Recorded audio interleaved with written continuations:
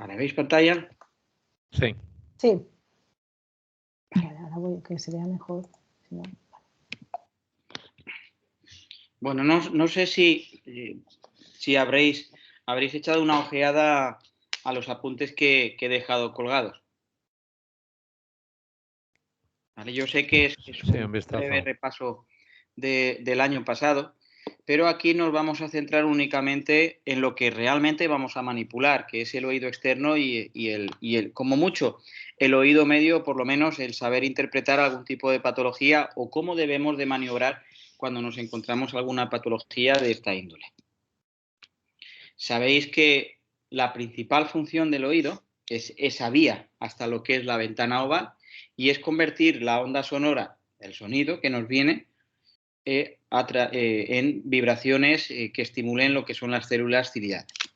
Entonces, cuando una persona tiene una patología, una hipoacusia, pues probablemente nosotros uno de los caminos que tenemos que asegurarnos, o bien el de la vía aérea, que tiene que estar totalmente despejada para poder aportar esa amplificación, o bien el de la vía ósea, ¿vale? Que también lo vais a abordar en la asignatura de elección y ajuste. Y si da tiempo, pues probablemente a mí siempre me gusta el añadir algún pequeño tema, algún pequeño seminario sobre la conducción ósea, ¿vale? Que es muy interesante y también son adaptaciones mucho más cortas porque se tratan de amplificaciones lineales y va o no va.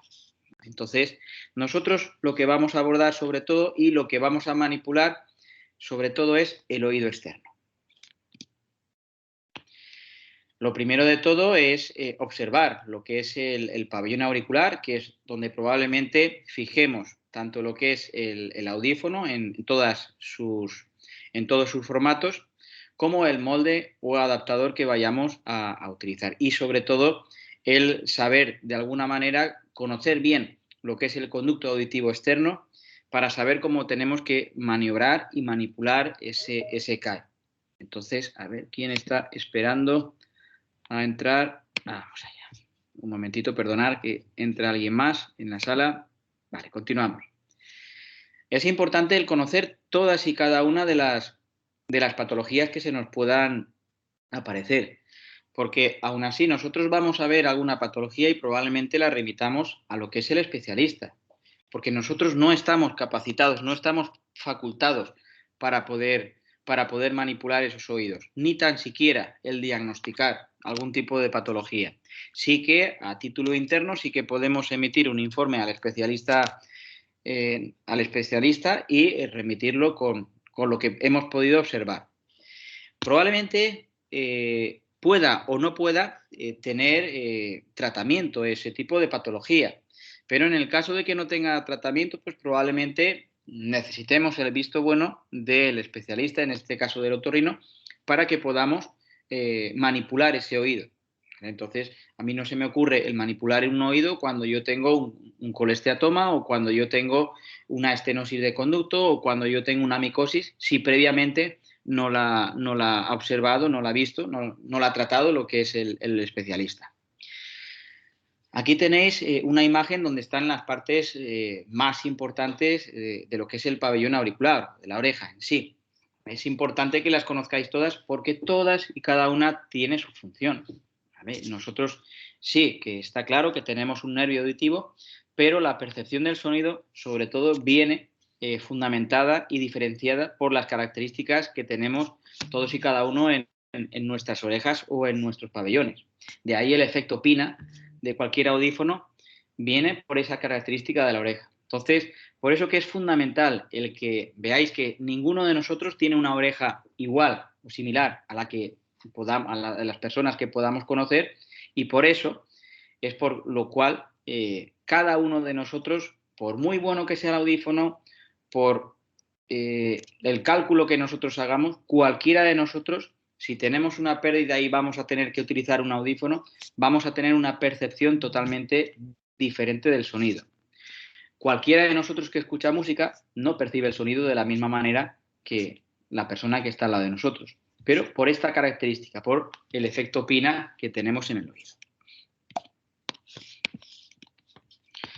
o digamos lo que es la posición del pabellón auricular, ¿vale? Bueno, pues tenemos dos, está a ambos lados del oído y es algo muy importante, ¿vale? Que no nombré el otro día en ¿por qué tenemos dos orejas? ¿Vale? Bueno, pues porque hemos nacido así, pero tiene su funcionalidad, ¿vale? Sobre todo en entendimiento, en discriminación, en entornos ruidosos y sobre todo en localización y en equilibrio, ¿vale? Son fundamentos que hay que tener en cuenta y el que haya una asimetría en la percepción del sonido, en la audición o incluso en la hipoacusia del paciente va a influir mucho en que esa persona pueda tener un déficit de equilibrio, un déficit de entendimiento y sobre todo pues una naturalidad. Entonces, por eso es la importancia de tener dos oídos. La situación está por delante de lo que es la región mastoidea, ¿vale? El hueso la mastoides, el hueso temporal, es el hueso que está más cercano a lo que es la ventana oval. Por eso cuando nosotros hacemos una adaptación por vía ósea o incluso cuando remitimos para un implante osteointegrado, va albergado en ese hueso temporal a través de una intervención o a través de presión, a través de varillas auditivas o de algún vibrador óseo. O incluso cuando nosotros realizamos lo que es la prueba de la vía ósea en la audiometría, apoyamos lo que es el vibrador en la mastoides, que es la zona más cercana a la ventana oval. Por detrás de la articulación temporomandibular, ¿vale? Y por eso que también hay gente que tiene problemas de mandíbula y afecta sobre todo la audición, incluso cuando está muy cerca de la trompa de Eustaquio. A veces hacemos un movimiento mandibular, incluso oímos menos, o cuando masticamos oímos menos. Pues probablemente porque se produzca un movimiento dentro de nuestra cabeza que puede influir en esa audición. Debajo de la escama temporal y encima de la glándula parótida. Generalmente el tamaño de los oídos puede oscilar entre 5 y 7 centímetros. ¿Vale? Esto es la norma, la estadística, pero vais a ver, y muchos de vosotros habéis visto, que pues, probablemente haya gente que se sale de la norma.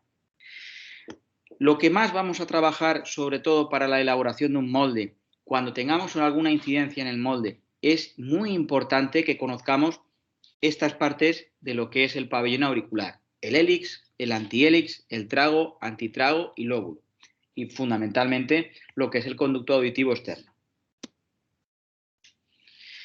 El conducto auditivo externo, bien, pues es un canal, ¿vale? Donde pues tenemos dos porciones. La primera porción, que es lo que nosotros vemos, es de forma cartilaginosa, ¿vale? Hasta una vez traspasar esa segunda curva, porque tiene forma de S, dos curvas.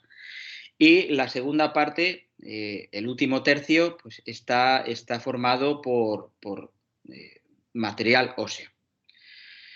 Normalmente la longitud oscila entre 2,5 y 3,5 centímetros, ¿vale?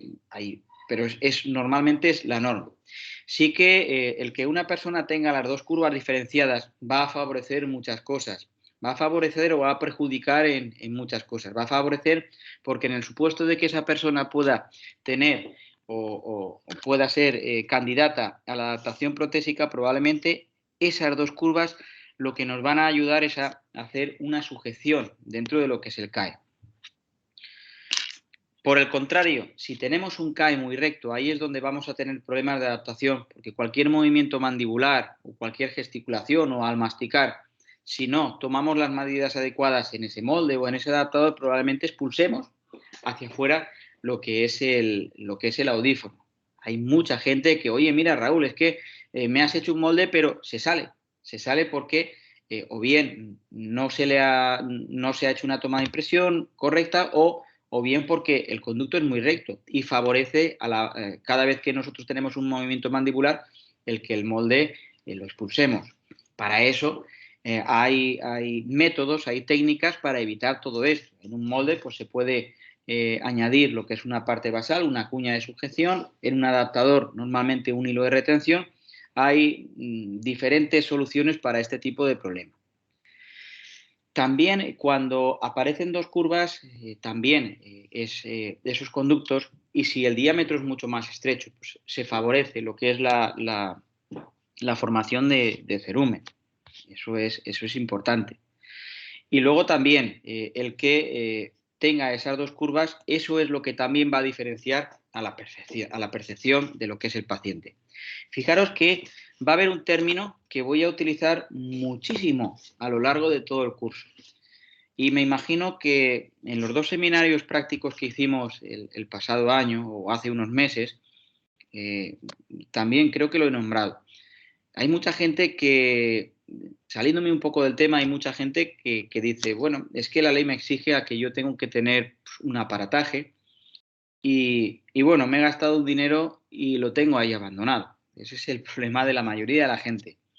Pero la gente no se da cuenta, o en las escuelas se explica, pero yo voy a hacer mucho hincapié en que las características del conducto. Ese conducto tiene una resonancia, un pico de ganancia. Cada conducto tiene un pico de ganancia. Nosotros si nos convertimos en muy pequeñitos y nos metemos dentro del oído, veremos que si nos metemos ahí dentro, oiremos como en una cueva, como amplificado. Pues esa ganancia se puede medir a través de ese tipo de aparataje. Y cada persona, como tiene unas medidas determinadas, como tiene una morfología determinada, pues tiene una ganancia totalmente diferente, unipersonal. Por eso hay que personalizar lo que es la adaptación. Y hay que hacer ese tipo de mediciones para luego llevarlo a lo que es la adaptación del audífono. Por eso es muy importante y todo eso hay que tenerlo en cuenta incluso en la elección de lo que es el molde.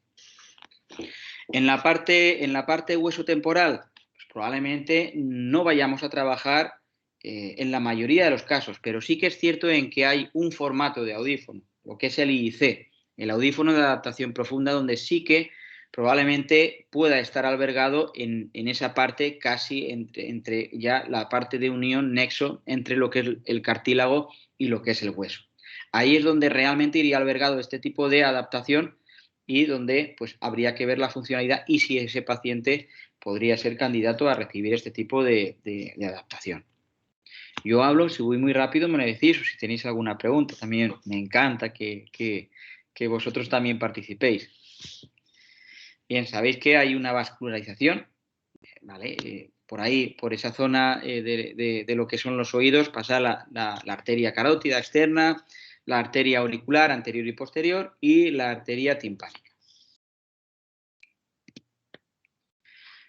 Muy importante lo que es la inervación de lo que es el oído. ¿Vale? A veces igual, yo he tenido pacientes donde los he remitido para una intervención, para un tratamiento de otosclerosis y bueno, pues cualquier tipo de intervención pues conlleva un riesgo, ¿no? Sí que tuve un paciente donde le hicieron una intervención, sí que recuperó lo que es la audición, pero le tocaron el nervio facial y le produjo una parálisis afortunadamente temporal. Entonces, a veces eso puede conllevar y a veces conviene saber este tipo de términos porque también lo que es el trigémino es una parte donde probablemente nosotros sí que vayamos en cierta manera, si no a manipular, a acercarnos. Vosotros me imagino que alguna vez os habéis metido un bastoncillo dentro del oído, ¿no? Pregunto. ¿Nadie dice nada? ¿Nadie se ha metido ningún bastoncillo dentro del oído? Yo sí. Sí, hasta conocer un poco el tema. ¿A qué pica? Ya, no se Cuando, debe, pero... o a qué hace, o a que os da tos, ¿no? Cuando lo metéis al fondo. Sí. Bien. Eso no es más que un acto reflejo porque hemos enervado lo que es la parte del trigémino. Yo a veces igual tomo esa referencia para ver el máximo hasta donde yo tengo que introducir un protector para hacer una toma de impresión, porque si avanzo un poco más, a esa persona le puedo hacer mal porque puedo rozar lo que es la membrana timpánica. Digo rozar, porque si toco, además de producir una perforación timpánica, porque es una zona muy sensible, produce muchísimo dolor. Quedaros con esos términos y en la zona del oído donde podéis encontrar esa zona donde está esa inervación. La parte del oído medio, bien, conviene, al igual que en primero, que conozcáis sobre todo las partes fundamentales a la hora de lo que es el oído, lo que es la anatomía. Pero van a haber partes muy importantes que van a influir mucho en lo que es la adaptación protésica. Sobre todo aparte de la caja del tímpano y membrana timpánica, que si no hay una perforación timpánica, pues vamos a tener una percepción totalmente diferente de lo que es el oído. O si esa caja del tímpano está llena de moco, pues probablemente vayamos a tener dificultad a la hora de la adaptación. Y sobre todo lo que es el estado de la trompa de Eustaquio. Ahí, cuando estamos constipados, pues, oímos menos, y eso es por el efecto en que esa trompa de Eustaquio se llena de moco. Eso puede ser eso puede ser una causa de que esa trompa de Eustaquio esté obstruida. Pero hay una causa muy común en muchos de los pacientes que podemos tener, y es que esa trompa de Eustaquio sea muy delgadita y que se produzca un proceso adhesivo en esa trompa de Eustaquio. Puede estar abierta, puede estar cerrada, a veces está abierta, a veces está cerrada. Y eso lo que os puede llevar es que adaptáis a un paciente y de repente a los días os viene el paciente, es que oigo menos y me retumba. Intentas hacer el ajuste, vuelve a las otras semanas, es que bájamelo porque le molesta. Eso es porque se cierra y se abre lo que es la trompa de Eustaquio y modifica totalmente lo que es la configuración del sonido que pueda percibir el paciente. Para ese caso, pues sí que pues hay que ayudarse. Yo voy avanzando cosas que todavía no habéis visto o que algunos de vosotros sí que habéis visto por vuestra experiencia laboral. Pero ahí sí que conviene el saber utilizar audífonos que tengan diferentes tipos de programas para hacer diferentes tipos de configuraciones o incluso también, y más ahora con las nuevas tecnologías, en que descargándonos una app podemos manejar lo que es el control de volumen sin ningún problema y de forma inalámbrica, o incluso el poder cambiar de programa. Pues también establecer un programa diferente para diferentes tipos de estado. Conviene saber lo que es, sobre todo, una membrana timpánica sana. Ahí es donde tenéis que empezar a aprender. No en las patologías, sino lo que es una membrana timpánica sana y que en la práctica vamos a ver o vais a empezar a ver o a repasar los que ya estáis trabajando. Es importante diferenciar todas y cada una de las partes. Hay dos formas de diferenciarlos o dos divisiones diferentes. Lo primero, lo que es las 4 divisiones que hay, la postero, superior e inferior, o la antero, superior e inferior en función de lo que es el oído. A partir de esta división, pues podemos encontrar las diferentes partes que podamos encontrarnos dentro de lo que es una membrana timpánica. Aquí es una membrana timpánica sana y cuando hagáis una otoscopia veréis que una membrana timpánica sana, lo más importante, si está sana, es que podéis ver con mucha claridad lo que es el triángulo luminoso, que no es más que un reflejo del halo de luz que pueda producir el otoscopio. Eso es una membrana timpánica sana. Cuando ya hay algún tipo de patología, cuando hay una perforación, cuando hay una otitis media, pues ya tiene otro tipo de tanto de color como de forma como de abertura. No se ve lo mismo. Separa el oído externo del oído medio y tiene una función. Una persona que carece de membrana timpánica, aunque fuera normoyente, pues puede tener probablemente una diferencia de audición de aproximadamente unos 9 decibelios. El no tener membrana timpánica conlleva esto. Y esto es de lo que se trata, es de transformar esas ondas de sonido que nos vienen procedentes de cada sonido que podamos percibir en vibraciones. ¿Vale? Esa membrana timpánica vibrará y hará mover lo que es la cadena osicular. Los diferentes tipos de patologías que nos vamos a poder encontrar, yo las he dividido en 3 partes, o bien las malformaciones, las patologías adquiridas del conducto auditivo externo, del CAE, o bien las del pabellón auricular. Aquí hay imágenes donde vosotros podéis ver en internet y seguro que en algunos casos, no en todos, porque es muy difícil todos los días ver este tipo de patologías, pero sí que os vais a encontrar y seguro que tendréis en un futuro que saber manejar esta situación y eleccionar cuál es la solución auditiva más idónea para este tipo de pacientes. Hay mucha gente que tiene ese apéndice auricular y esto es algo que es congénito y que ya de nacimiento, esas personas pues, probablemente en un futuro tengan algún tipo de patología o algún tipo de hipoacusias, y no es más que en 1 o 2 prominencias que pueden haber delante del pabellón al nivel del trago.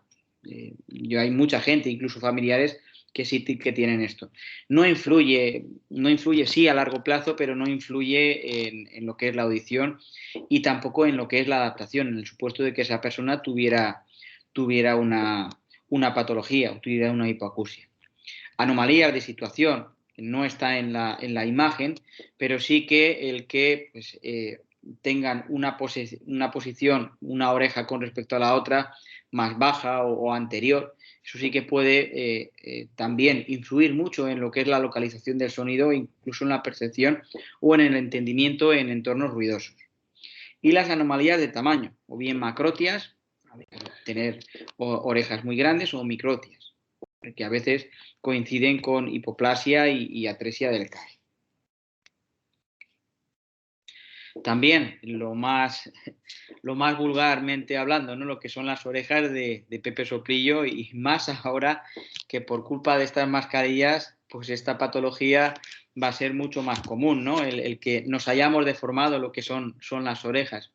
Aquí sí que podemos encontrar dificultad en algunos casos con este tipo de patología en pacientes donde tengan que llevar un retroauricular, porque esa separación, ese ángulo, pueda dificultar lo que es la fijación del retroauricular detrás de lo que es el pabellón auricular. O bien las fístulas auriculares, ¿vale? Que eso puede ser también un nido de infecciones y que normalmente pues, vienen de forma congénita.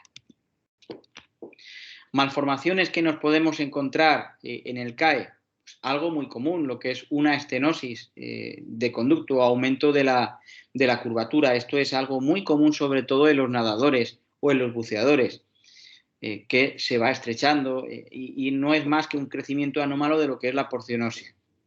La agenesia, que es una falta del desarrollo de lo que es el CAE, ¿vale? Y normalmente está sustituido por que es una deformación de lo que es el CAE.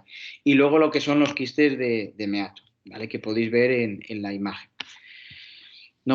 Cuando os encontréis con una cosa así, pues lo mejor que podéis hacer es primero preguntar en la anamnesis al paciente si la ha visto un médico, un especialista. Si lo ha visto un especialista, pues probablemente vosotros podáis intervenir.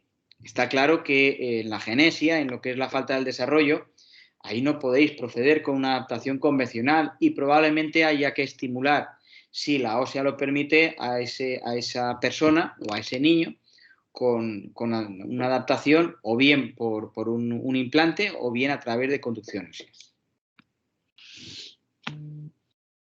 Más informaciones, infecciones que os podéis encontrar, un montón de infecciones y de diferentes índoles, ¿vale? Sobre todo la otitis externa, que es lo más común de nosotros, que no es más que una alteración y una infección del equilibrio de la flora, de la protección que tenemos en el CAE.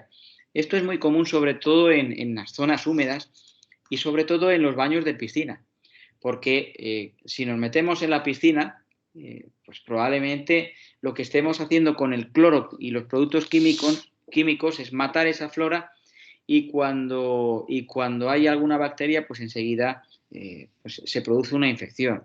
Ocurre lo contrario cuando vosotros os metéis en el agua del mar, que el agua del mar limpia. Ahora, no os vayáis aquí a Porsa Playa o a la Malvarrosa, porque ahí lo que vais a coger no es una infección, sino un tifus, ¿vale? Porque a veces hay bandera negra. Normalmente aquí suele haber una gran diferenciación en la otoscopia. Veréis que está hinchado como un edema y hay obstrucción de las glándulas, desaparición de la grasa y modificación del pH, ¿vale? Normalmente hay dolor de mandíbula cuando masticamos, o incluso en la palpación podemos notar que hay dolor, ¿vale? A veces hay una forma de saber si tenemos una otitis, sí, pero ¿qué es? ¿Externa o de oído medio? Pues podemos hacer una palpación delante. Si es externa, el problema lo tenemos en el oído externo o delante, y si es detrás, pues probablemente la tengamos en el oído medio. ¿vale? Los tratamientos, pues no podemos hacer un tratamiento, pero sí derivarlo al especialista o al médico en cuestión. Aquí nunca se puede hacer una toma de impresión. Y hay veces que a mí me lo solicitan, sobre todo en verano. No, es que mañana me voy de vacaciones. Ya, pero es que hay una infección. Y si además de producirle dolor, le hago la toma de impresión, pues ese molde va a ser deforme en cuanto ese CAE vuelva a su estado normal. Entonces es una aberración el tener que hacer una toma de impresión en un CAE con este tipo de patologías. Esto es menos común. Y cuando veáis esto, pues no al otorrino, ¿no? Sino a urgencias, ¿vale? Lo que es una otitis externa maligna y puede ser provocada por un golpe, sobre todo en personas diabéticas e inmunodeprimidos, ¿vale? Esto puede aparecer. Yo, afortunadamente, no me he encontrado con ninguna patología de este tipo, pero si os encontráis con algo de esto, directamente a urgencias, porque se tiene que tratar con antibiótico y si no se trata puede ir a malos mayores.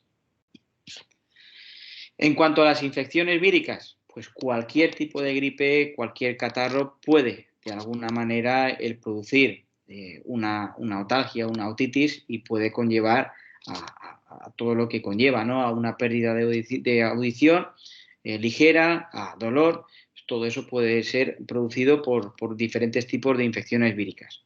Y los tratamientos siempre tienen que estar asociados a antibióticos, pero siempre no se os ocurra bajo ningún concepto el tener que indicar a cada paciente lo que se tiene que tomar, ¿vale? Incluso lo que se tiene que poner en el oído. Nosotros no podemos decirle, oye, mira, ponte una cremita para... No, eso lo tiene que determinar un especialista.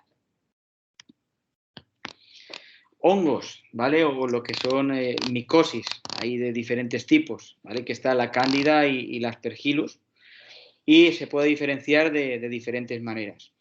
Aquí es muy común, sobre todo en este tipo de climas, también las personas con diabetes, inmunodepresión o síndrome de inmunodeficiencia adquirida pueden también desarrollar este tipo de patología muy común, o incluso también, que yo he visto mucho en personas que van con una adaptación muy cerrada, generan dentro de lo que es el CAE, generan mucha humedad y puede provocar esto, ¿vale? De lo que se trata es de que ese oído tenga la mayor ventilación posible y que lo tratemos. Luego también tener la precaución de que con este tipo de infecciones pues hay que tener mucho cuidado, sobre todo las cánulas de otoscopio, porque son muy infecciosas e incluso nos podemos contagiar nosotros. Esto siempre primero tiene que estar supervisado por el especialista, tratado, y una vez tratado ya nosotros ya podemos manipular lo que es ese CAE, pero teniendo en cuenta lo que es la higiene, las medidas higiénicas y de protección, y más ahora, ¿vale? Algo muy común, lo que es el eczema, y que en muchas ocasiones pues vamos a tener que intervenir y hacer adaptaciones con eczemas en lo que es la piel. Esto se debe de tratar, pero hay veces que el paciente continuamente tiene que estar tratándose y hay que tener mucho cuidado a la hora de tanto realizar una toma de impresión como la de elegir un molde adecuado para este tipo de pérdida. No se os ocurra colocar un molde de silicona en un CAE de estos, porque lo que le vais a producir en el oído es una verdadera carnicería, ¿vale? Aquí tenéis que jugar con mucha ventilación en el supuesto de que esa persona tuviera que realizar una adaptación. La estenosis del CAE, del conducto, que hemos hablado antes, y que, pues a veces igual se puede confundir con exostosis, con osteomas, con tumores malignos, ¿vale? O por algún tipo de inflamación por traumatismo. El tratamiento, en todo caso, si hay tratamiento, tiene que ser quirúrgico. Y a veces no hay tratamiento y tenemos que realizar adaptaciones en este tipo de conductos, siempre teniendo la precaución de intentar evitar esta zona e incluso tener mucho cuidado también cuando nosotros vayamos a realizar una toma de impresión. Hay diferentes tipos de tumores benignos y malignos que nos podemos encontrar dentro del CAE. Los vais a visualizar muy claramente con el otoscopio. Y siempre que veáis uno, pues siempre hay que remitirlo, ¿vale? esto no lo voy a preguntar en el examen, ninguno de los nombrecitos que hemos visto a continuación ni los que veis en los apuntes, porque si no, no. Pero sobre todo el tener en cuenta en que os vais a encontrar con diferentes tipos de tumores. Hay algunos que son mucho más comunes, como por ejemplo la displasia fibrosa timpanal, ¿vale? O también el epitoma vasocelular, que son como pequeños, como si fuera un granito de pus dentro del oído y no es más que un pequeño colesteatoma, un tumor benigno de grasa, que una formación que se hace ahí, que, bueno, pues que con una intervención muy sencilla por parte del especialista y luego tratada con corticoides, enseguida desaparece. Pero siempre que veáis una patología, siempre directamente al especialista, al otorrino. El colesteatoma del CAE, ¿vale? Que es algo común y que bueno, a veces no es muy común verlo, pero os podéis encontrar con esto. Normalmente suele ser unilateral y además produce dolor y falta de audición. Cuando haya también, y luego además, a veces igual puede estar incluso justo detrás de lo que es la membrana timpánica, ¿vale? Aquí pues, se produce normalmente lo que son, hay pérdidas muy rápidas, ¿vale? Lo que son repentinas, hay mareos, pueden haber acúfenos, entonces cuando todos estos síntomas se puedan dar, pues hay que remitirlo al otorrino y que no decirle al paciente, oye, que tienes un tumor benigno, ni se os ocurra, ¿vale? Pero no ves al médico a que te echen un vistazo porque igual, vamos, que seguro que tienen solución, ¿vale? Pero hay que tratarlo. Los tapones. Bueno, aquí esto es un tema de debate, ¿no? Porque hay dos tipos de tapones, ¿no? Cuando una persona ve el oído cerrado, ya está, tapón. No, hay que saber diferenciar lo que es un tapón epidérmico a un tapón de cerumen. La diferencia es la coloración de ese tapón. El epidérmico, pues es una producción de células muertas y de grasita que se va acumulando dentro del CAE y que lo obstruye. Y luego lo que es el cerumen, pues es un tapón de cera y tiene una coloración mucho más oscura, ¿vale? ¿Cómo se forma? El cerumen no es suciedad, ¿vale? Y cuanto más estrecho es el CAE, es más fácil de que se puedan formar tapones de cerumen. El cerumen no es más que una protección que emite nuestro cuerpo a agentes externos como suciedad, polvo, ruido, ¿vale? Si una persona está expuesta a ruido, más ruido, puede provocar ese estado de estrés y ese estado de estrés puede provocar la proliferación de cerumen. Y ahora yo sí que he detectado después de pandemia el que han habido muchísimos pacientes con tapones de cerumen, con lo cual el estrés post pandemia, pues también uno de los efectos colaterales que ha tenido es la formación de tapones de cera. No se puede realizar una audiometría con tapón de cera porque los resultados van a ser erróneos. No se puede tomar impresión con un tapón de cera porque lo que vamos a poder producir es una perforación timpánica. Es una negligencia y además podemos tener graves repercusiones incluso económicas. Nosotros tenemos un seguro de responsabilidad civil y si nosotros producimos una lesión de este tipo habiendo hecho esto, pues podemos preparar la cartera, ¿vale? Porque son sanciones y sanciones con mucha cuantía. Y eso es por culpa de no haber hecho esto bien. A veces, igual, se hacen tomas de impresión, y yo lo he visto, por culpa o por miedo a perder una venta. Hay que tener mucho cuidado con eso. O incluso audioprotesistas que se aventuran a extraer estos tapones de cera y nosotros no tenemos competencia para poder extraer. Nunca pasa nada hasta que pasa. Entonces yo conozco un caso muy común, un familiar en Madrid de Esperanza Aguirre, donde hizo esta intervención y le supuso una multa, una sanción de 120.000 euros. Y menos mal que tenía título, porque si no, las consecuencias hubieran sido mucho peores. Entonces, esto tenerlo muy en cuenta. Pero no solamente eso, porque a veces igual podemos tener la duda en que, bien, no es un tapón de cera, pero tengo un CAE con más de un 50%, no podéis intervenir. Sí que es cierto el que hay otoscopios o videotoscopios donde tienen un ganchito y cuando hay algo de cerumen, entonces sí que puede ayudar a quitar esa cera. Pero cuando hay un tapón formado, no se puede intervenir, ¿vale? Es muy fácil sacar un tapón de cera. Hay diferentes tipos de métodos, o bien por agua a presión, o bien mediante ganchos, o bien mediante aspiradoras, pero ni se os ocurra, ¿vale? Cuerpos extraños que nos podemos encontrar dentro de lo que son los oídos, ¿vale? Primero, pues, los sólidos, que pueden ser muy comunes sobre todo de los nenes, pues, o bolitas de papel, granitos de arroz, minas de lápices de haberse rascado, o incluso semillas, que a veces igual hasta pueden germinar, o algunos inertes, o sea, que se mueven, como pueden ser insectos dentro de yo sí que en una ocasión sí que hice una otoscopia y me encontré larvas de escarabajo dentro de un oído. O sea, imaginaros lo que puede haber ahí, ¿vale? Y luego si veis por internet, pues veréis que a veces se sacan bichos de gran tamaño dentro de un conducto.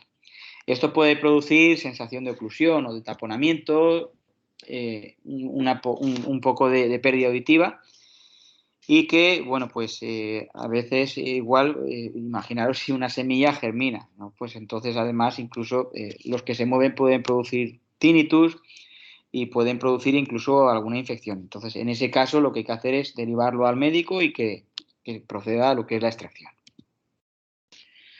En cuanto a las infecciones que nos pueden aparecer en el pabellón, aquí hay un montón de infecciones y la más importante, sobre todo, la que más vais a encontraros es la del herpes zóster, ¿vale? Que es algo lo más común y que, bueno, pues eso hay que tratarlo. A veces incluso el exceso de limpieza de lo que es el pabellón auricular pues puede provocar este tipo de infecciones porque estamos matando la protección y damos pie a ello. En cualquiera de los casos, nosotros no podemos intervenir. Si hay una persona que está adaptada, lo primero que tiene que hacer es, bien, pues paralizar esa adaptación o paralizar lo que es el tiempo de uso de lo que es el audífono hasta que se trate esa infección. O sea, no puede llevar un audífono con una infección, porque entonces puede incluso conllevar otro tipo de infecciones. Tumores, ¿vale? Llaman muchísimo la atención, tumores en lo que es la parte del pabellón auricular. ¿Vale? Incluso, pues quién no de adolescente, pues se ha notado aquí detrás pues una pequeña bolita de grasa y que luego se ha disuelto, ¿no? Pues hay quistes de grasa que bueno, pues que a veces igual con una intervención se pueden quitar, llaman mucho la atención, pero no son nada graves, ¿vale? Entonces todo esto se puede tratar con una intervención o incluso a veces pues se disuelven, pero sí que os vais a encontrar con este tipo de patologías. Y luego lo que son los malignos, ¿vale? Que carcinomas. ¿Vale? Esto no es común, pero sí que os vais a encontrar con pacientes que incluso en la línea del tiempo cada vez va más. Estos ya son tumores malignos que se van desarrollando y que, bueno, pues hay que tratar de guardar mucho lo que es la higiene, intentar también trabajar con mucha ventilación en lo que es la adaptación protésica y que hay que tenerlo en cuenta. Esto es también muy importante, el saber diferenciar y saber cuándo realmente hay que remitirlo a lo que es el otorrino y cuándo se puede tratar. Por eso la información, la comunicación que tenemos que tener con el especialista, que a veces estamos los audioprotesistas muy mal vistos por el tema de la dicotomía y por cómo se está desarrollando lo que es el mercado, ¿no? Pero yo creo que deberíamos de dar un paso más allá y realizar nosotros esa visita médica más que nada para, de alguna manera, aleccionar a lo que es el médico, el especialista, de que hay métodos, de que hay formas de trabajar de forma conjunta para poder tratar diferentes tipos de patologías y de soluciones, ¿vale? Igual que la audiología pediátrica, ¿vale? Sí que es multidisciplinar, aquí también, o sea que yo abogo por la multidisciplina, ¿vale? Eso es importante. Y esto es la presentación de hoy, ¿vale? No sé qué os ha parecido. ¿Tenéis alguna duda? Muy bien. Muy bien. Interesante. ¿Vale? Yo creo que se puede profundizar muchísimo más. Yo puedo dar mucho más. Y os voy a recomendar un libro, ¿vale? Donde un compañero mío pues editó hace creo que un año o dos, ¿vale? Que es Sebastián Bernal. Os lo voy a dejar, que es La otoscopia aplicada a la audioprótesis. ¿Vale? Os pondré el enlace. A mí, vamos, en Amazon lo podéis encontrar por 17 euros. pero es una gran guía para poder hacer una autoscopia, es una gran guía para a título de consulta el saber diferenciar diferentes tipos de patologías, y eso es importante, ¿vale? Una cosa es el aprendizaje, y lo que a mí me choca mucho, ¿no? A la hora de un examen, el que tengáis que aprenderos cosas de memoria. Prefiero más la lógica y demostrar realmente que habéis aprendido, a que tengáis que aprender de memoria lo que es un temario y que el día del examen lo escupáis y que luego no os acordéis de nada. No, no. Yo lo que quiero es que patología, que sepáis cómo actuar y que demostréis qué es lo que tenéis que hacer, esa decisión. Eso es lo que más se va a valorar en lo que es la evaluación. ¿Vale? ¿Dudas? ¿Tenéis alguna duda? No sé si es buena hora, ¿vale? Que da sueño o algo a estas horas.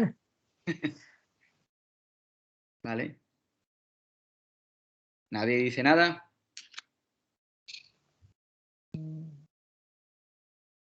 Todo ¿No? claro.